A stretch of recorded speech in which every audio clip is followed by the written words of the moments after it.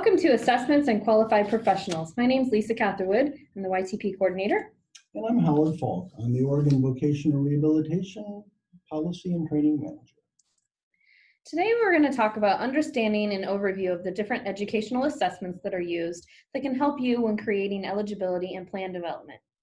We're also going to bridge the concepts and language between school and vocational rehab so that the individual education program and the individual plan for employment can align. We're also going to discuss who is a qualified professional. And at the end of this, you'll be able to understand how schools and VR assessments complement each other so that we don't over-assess our clients. And so that that information can align the IEP and the IPE. Merriam-Webster talks about qualified and professional. Qualified is fitted as by training or experience for a given purpose, and competent. A professional is engaged in one of the learned professions. From a vocational rehabilitation standpoint, the reason we're discussing qualified professionals is that term comes up often in the rules and regulations that govern the eligibility process for an individual entering into services with vocational rehabilitation. There are 3 times that the term qualified professional may be found. The first of those is when determining who is a qualified professional that can determine whether an applicant has a physical or mental impairment, or when the applicant has a physical or mental impairment and whether that impairment constitutes a substantial impediment to employment. And the third time that we'll find that is when the qualified vocational rehabilitation counselor is making a determination on whether or not the 2 previous assessments meet the criteria necessary for eligibility within the program. In the first case, qualified professional in this context means a person that is qualified to make a diagnosis pertaining to the individual's physical or mental health. Depending upon the specific disability being evaluated, this documentation may be provided by several appropriate sources, and we'll talk about those as we continue. In the second instance, we're discussing intellectual or developmental disability services. And in order to make an IDD diagnosis, this information has to come from a licensed psychiatrist or psychologist, or documented eligibility for developmental disability services in Oregon that has been based upon a diagnosis from one of the above named professionals. A physical disability can be diagnosed by a licensed medical professional with the ability to formally diagnose the individual's disability. Now, this diagnosis may be provided by a medical doctor, a surgical report addressing the condition, or other appropriate medical documentation that meets this criteria. A traumatic brain injury diagnosis can come from a licensed psychiatrist or psychologist, or through documented eligibility for special education based upon the diagnosis from one of those professionals. So why is this information important? As a counselor, what am I looking for? So in mental health and psychological determination for eligibility, you're looking for the diagnosis and the testing that's done. Mental health, there's oftentimes an evaluation, and it's usually called a psychological assessment. This will provide a diagnostic criteria, and it can be from a medical doctor, a licensed professional counselor, a licensed clinical social worker, a psychiatrist, or a psychologist. In our respects, a psychological evaluation is really considered a neuropsych testing. So doing testing such as an IQ test.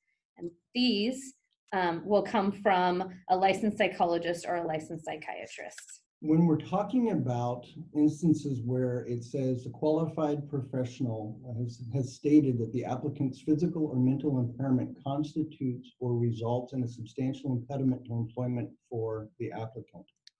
In many instances, this determination is going to actually be made by the VRC or vocational rehabilitation counselor. And it's their determination process that will determine whether or not this meets the criteria. Just to briefly touch upon the IDD documentation that we mentioned earlier, what we're looking for in this context is there a barrier to employment? And this information can come from a licensed psychiatrist, psychologist, or a school psychologist.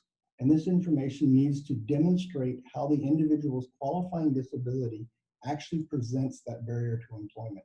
This is different than just the diagnoses that we were talking about What we're looking for on the physical disability in terms of a barrier to employment is that the documentation that's been provided by the licensed medical professional, does it show how the person's disability presents a barrier? In some cases, just observation of the physical disability by the VRC may be sufficient to meet this standard.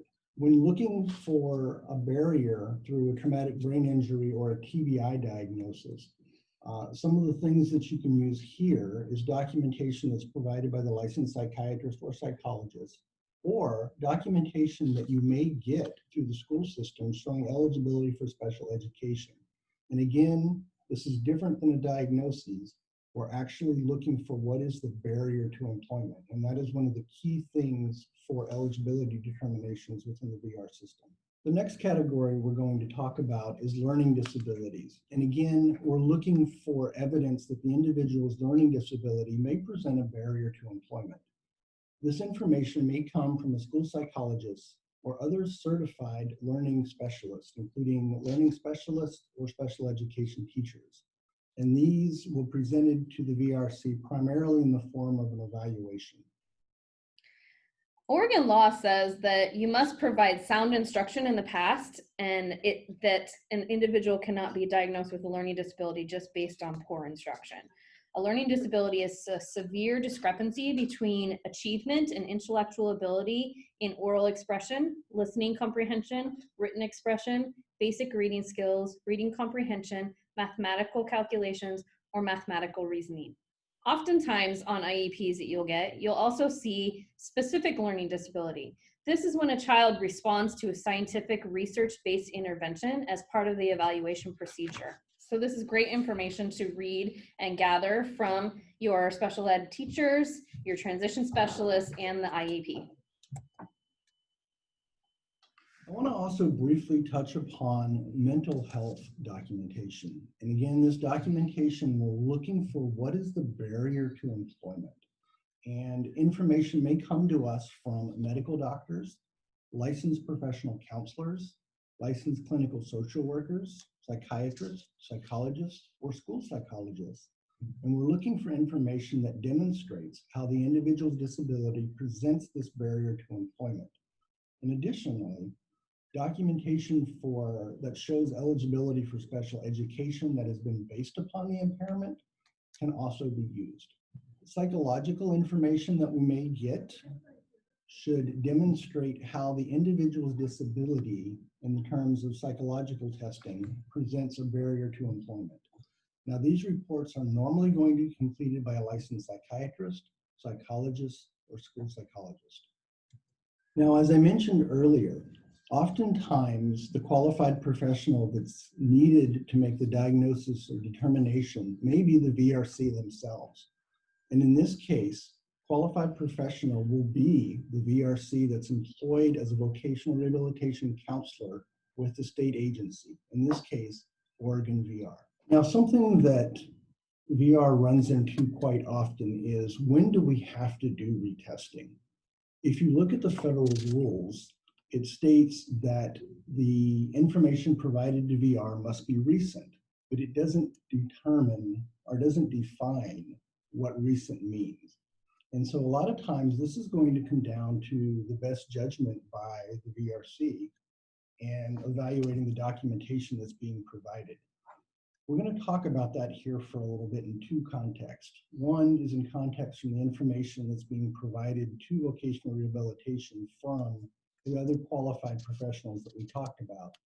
And we're also going to talk about, what does this documentation look like when it's coming from the schools? From the VRC perspective, we're primarily going to be looking at, is the information recent in context with the type of disability?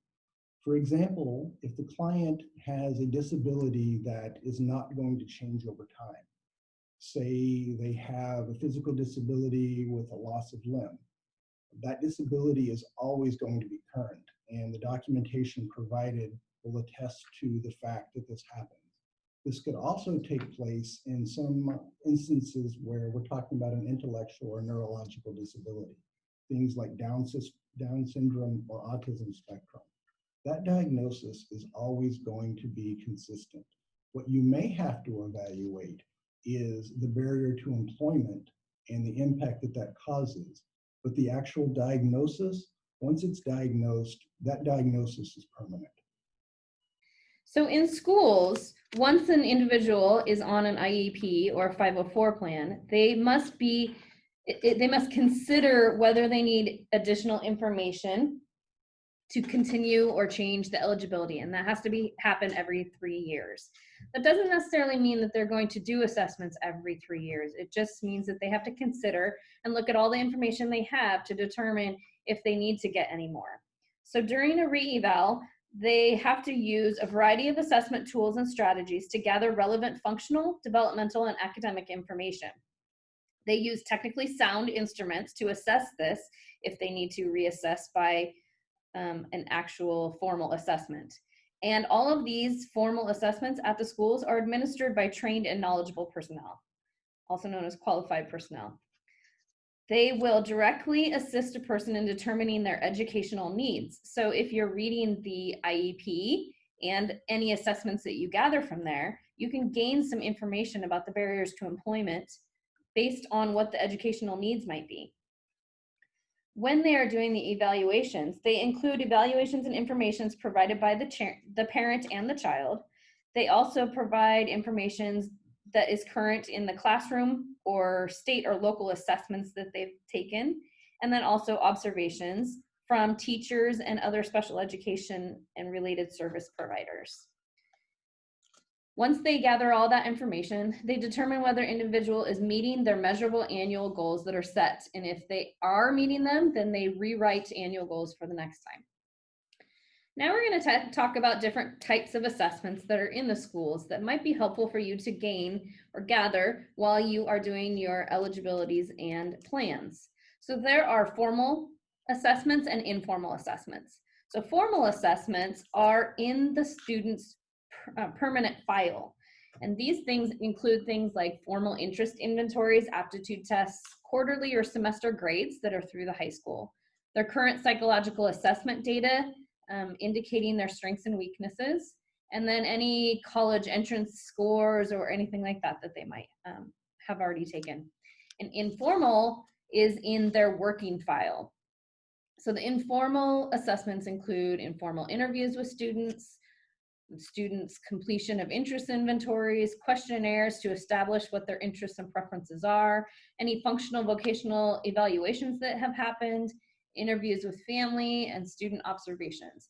And we're going to go slightly into some more different types of assessments that you might ask for from your education partners in a sec. There are 3 types of assessments and tests. There is type A, which is assessment of information to find the baseline of the student's progress. Different kinds of things are curriculum-based assessments, like writing samples, helps find out where the baseline is for that individual student. Type B tests have to be administered by someone who went to an accredited school that allows you to do type B level assessments. These are usually master's degree in psychology, education, speech and language path, occupational therapy, social work, counseling, or a field closely related to that, and having formal training in the ethical administration and interpretation of those results. So an example of this would be the test of achievement, the Woodcock-Johnson. In order to give that test, you have to have gone to a school that gives you the formal training in ethical administration. And then type C tests are, an example would be an IQ test. Needs to be completed by a doctorate degree in psychology, education, or closely related field with the formal training of ethical administration, scoring, and interpretation of those assessments. Okay, we just talked about the 3 different types of tests that you may run across. Next, we're going to talk about the 5 different types of assessments that you may get from an education program. These are important to the VRC because they can provide valuable insight into some of the eligibility information that you may not be able to get elsewhere. The first assessment we're going to talk about is formative assessment. And this was just a quote that we came across. It said, when teachers do formative assessments effectively, students learn at roughly double the rate they do without doing it. So what are formative assessments? Formative assessments are assessments that are used to inform instruction and set goals. They're frequent and ongoing, and they're generally not graded. When I was in school, we had to do things like exit slips, or nowadays they do an app called Kahoots that has questions, quick check of comprehension and understanding before they get to leave the classroom to go to their next class. This information is very important to get from your education partner, whether that be the transition specialist or the teacher. You can find out if the individual is following directions, has comprehension, and is able to focus. And you're only going to get that from talking to the educator. The next type of assessment is summative. Summative is used to measure the student's level of understanding and overall effectiveness of instruction. It's usually graded, and it's usually your semester or year-end grades. So different things that are summative assessments include projects, essays, tests, and they're demonstrating all the understanding that they have. It can also be state testing, like the SAT or the ACT that they need to take before they go into college.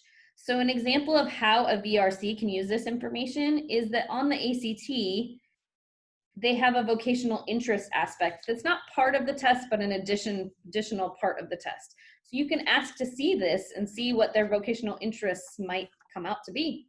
The next assessment is a screener assessment. It's predictive if it's used as a formal tool. It tells us who needs support. It identifies the risk areas that the individual has. And these are usually done about 3 times a year, beginning of the year, middle of the year, and end of the year. An example is Renaissance 360, which is 15 to 20-minute assessments in various areas to determine if the individual has difficulty in those areas. After they determine that there's a problem with the screener assessment, then the diagnostics help to determine what the specific problem is. The next type is diagnostic. Diagnostic testing or assessments tells us the what. It identifies specific areas for instructional intervention. For instance, a student struggles with syllabication versus a student struggling with reading. These diagnostic tests can help provide insight into the job supports that the individual might need. And finally, progress monitoring. Progress monitoring is used to make sure that the interventions that are happening are working. It captures the rate of growth or the lack of growth.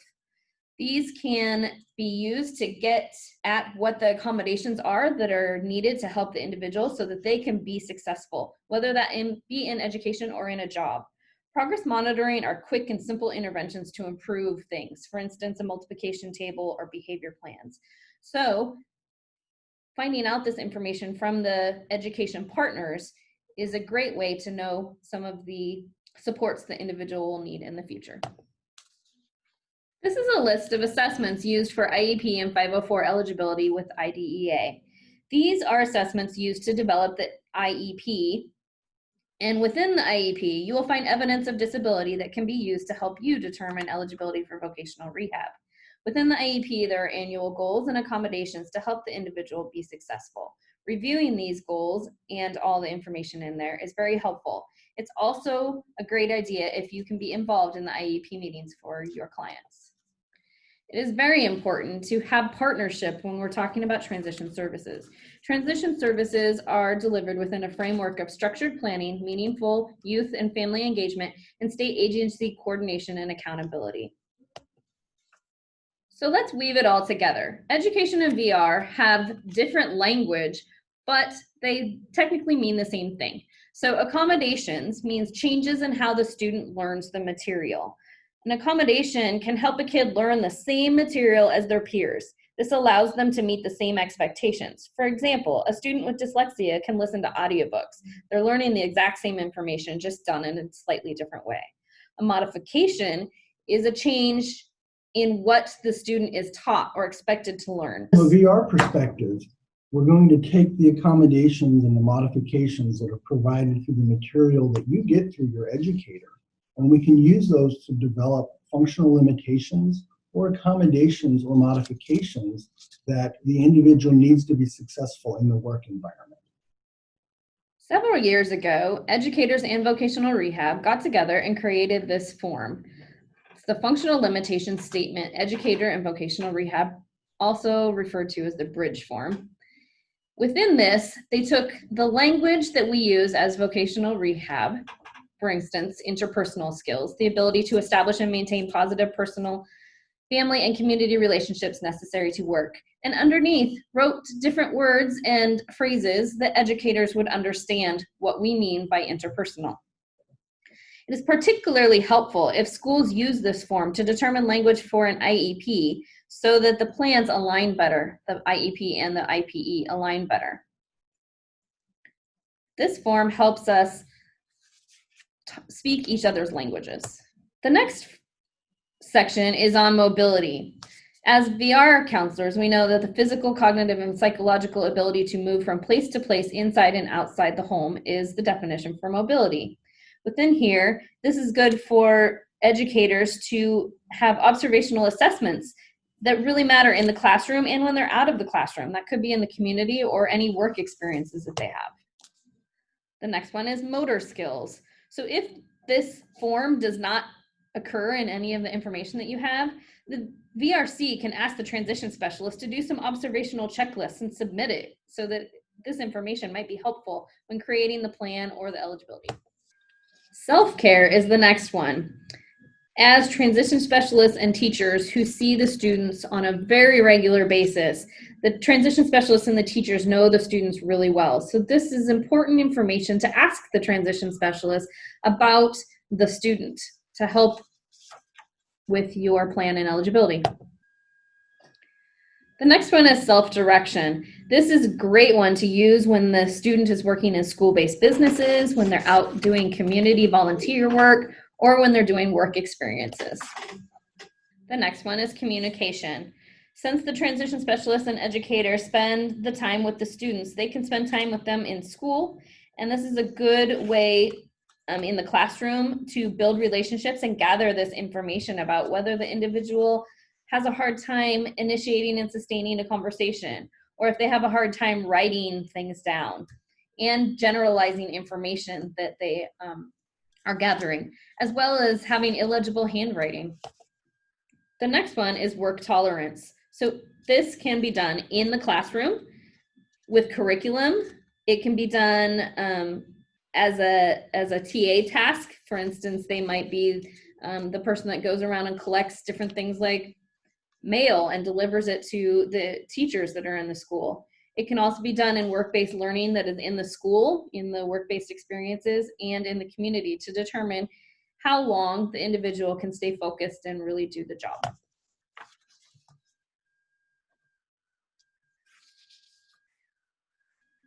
And finally, work skills.